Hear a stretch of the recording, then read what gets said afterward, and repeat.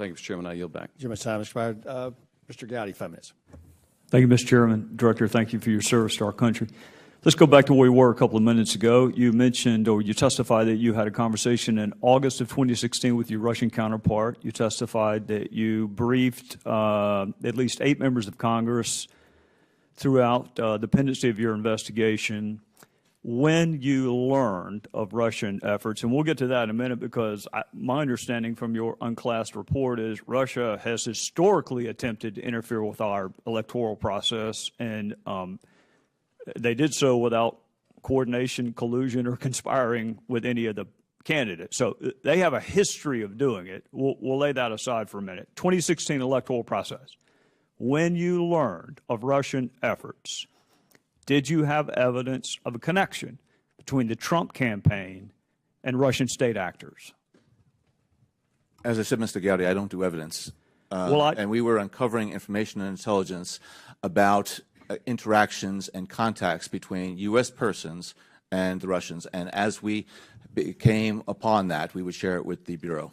I appreciate that you don't do evidence, Director Brennan. Unfortunately, that's what I do. That's the word we use. You use the word assessment. You use the word tradecraft.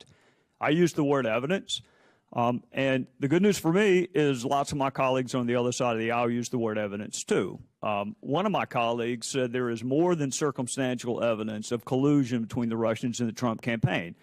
Now, there are only 2 types of evidence. There's circumstantial and direct. So if it's more than circumstantial, by necessity, it has to be direct. Those aren't my words. Those are the words of one of my colleagues on the other side of this very committee.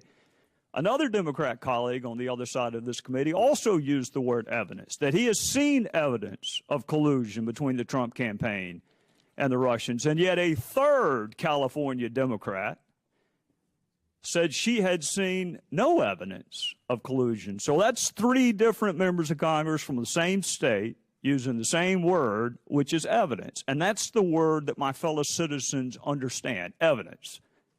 Assessment is your vernacular. Tradecraft is your vernacular. You and I both know what the word evidence means. And we're not getting into whether or not you corroborated, contradicted, examined, cross-examined. We're not getting into how you tested and probed the reliability of that evidence. It's a really simple question. Did evidence exist of collusion, coordination, conspiracy between the Trump campaign and Russian state actors at the time you learned of 2016 efforts?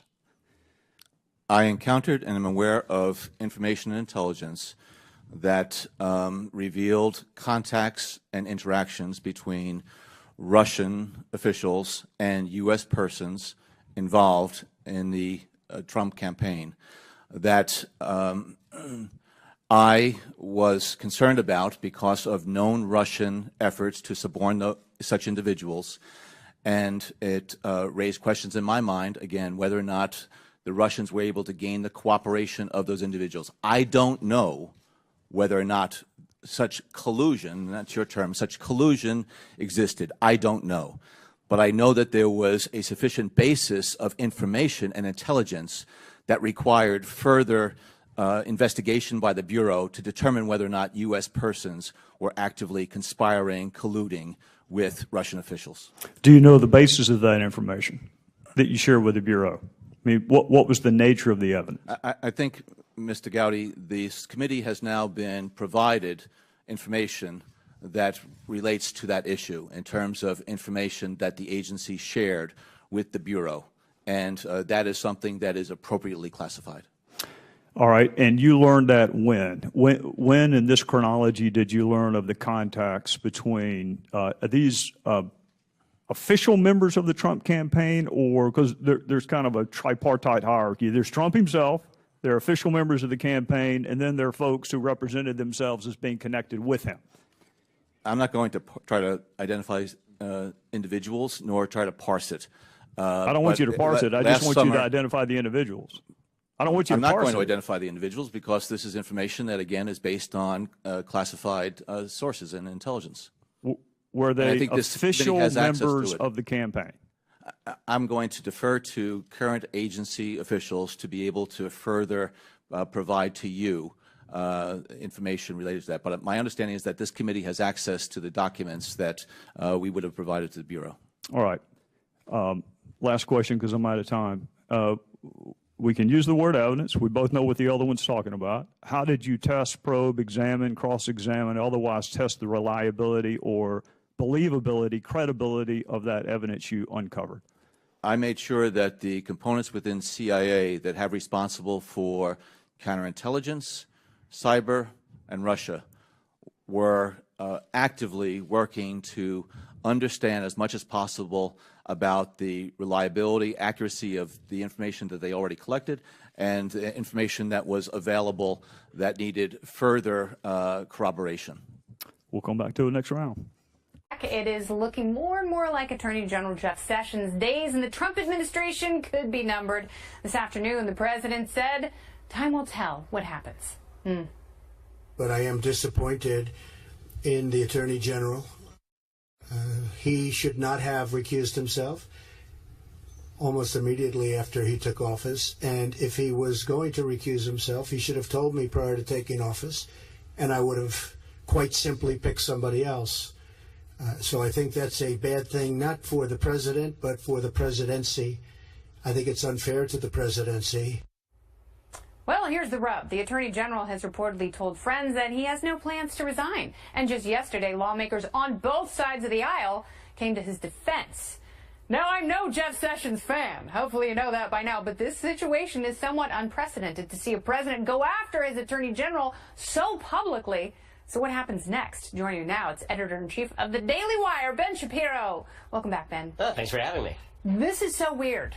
I have to tell you, like, I don't like Jeff Sessions for a number of reasons, but he's becoming a victim, and I kind of feel bad for him. It's hard not to feel bad for him. I mean, he could, at this point, engage in civil asset forfeiture and just take Trump Tower in revenge. That might be a good play by him. Oh, the irony of ironies. But it is weird. I mean, look, Trump has the power to fire him. I do love that line, time will tell. Yeah. I want to use that on my wife. Will I pick up the groceries? Only time will tell. Like, he has the power to fire Sessions anytime he wants. He does. It's not like special counsel. Exactly. So why is he just harassing the crap out of him on Twitter, as opposed to, if he's really that upset about it, just fire him? I don't know if he thinks that by harassing him and getting Sessions to quit somehow it doesn't blow back on him. Yeah. But the only person this is really hurting right now is Trump. It's not hurting Sessions for him to do all of No, this. it's really not. I mean, perceptually, at least. So, but I don't understand the scenario. So if Sessions resigns, who's going to take that job? Well, I mean, right now, the only thing that's pretty clear is that Trump wants somebody who's going to fire Mueller. Yeah. I mean, that's really all that matters. And so then it's obvious what he's doing. Then it looks like he's Because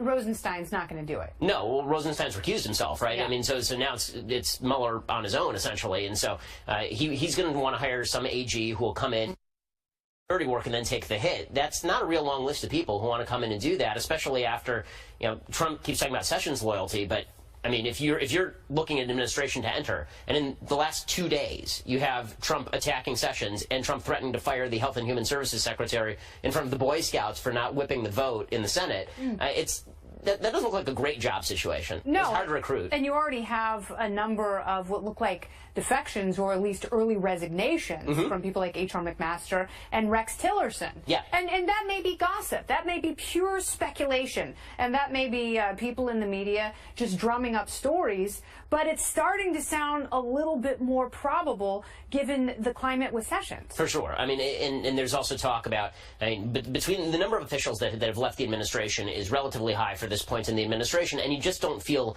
like there's a solid attempt to coalesce around a policy agenda. I think Trump wants people to coalesce around him personally. I think that's what you're seeing right now. A lot of the policy mavens in his administration, like them or not, people like Sessions, people like Bannon, those people seem like they're being sidelined. Right. So they're being sidelined a bit in favor of Jared and Ivanka and Gary Cohn and Anthony Scaramucci, basically the people who make it their job to protect Trump personally. And it seems like Trump is spending an inordinate amount of time just talking about people who are loyal to him personally. Because Sessions, as you say, I have problems with some of Jeff Sessions' agenda for sure, but Sessions is carrying out most of what Trump wants him to do, and yet Trump is still ripping on him over the Russia stuff. And so this is more about Trump than it is about policy. Does it start a war in the Senate?